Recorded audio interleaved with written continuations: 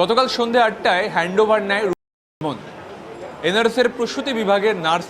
তারপর 9টার পরে সে শৌচালয়ে যায় এবং 10টা 20 নাগাদ একজন রেসিডেন্ট জুনিয়র চিকিৎসক তার খোঁজ করেন।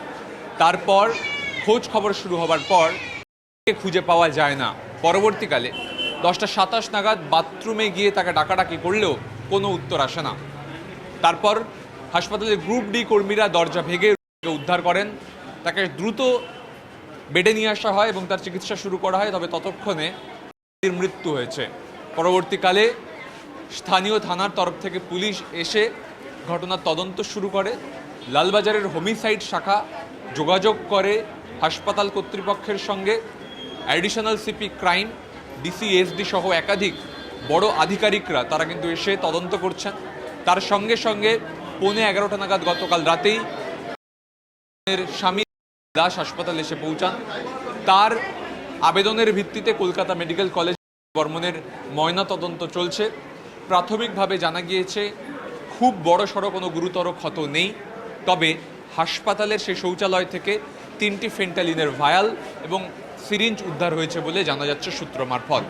এবং সেখান থেকেই পুলিশ অস্বাভাবিক মৃত্যুর মামলা রুজু করে সহকর্মীদের জিজ্ঞাসাবাদ করে তদন্ত প্রক্রিয়া চালাচ্ছে।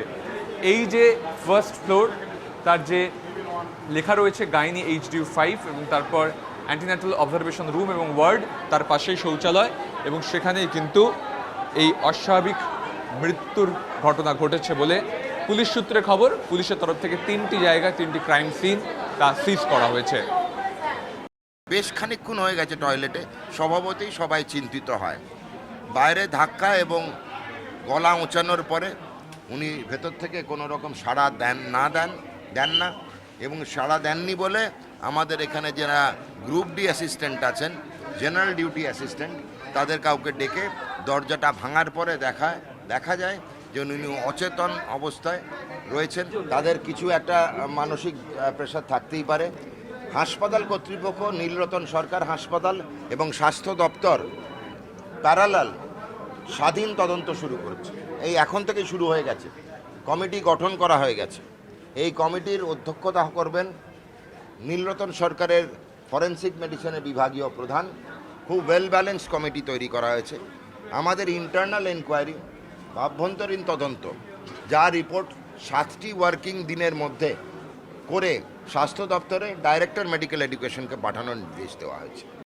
ক্যামেরা দীপঙ্করের সঙ্গে সুমন, TV9 বাংলা, শিয়ালদা, কলকাতা।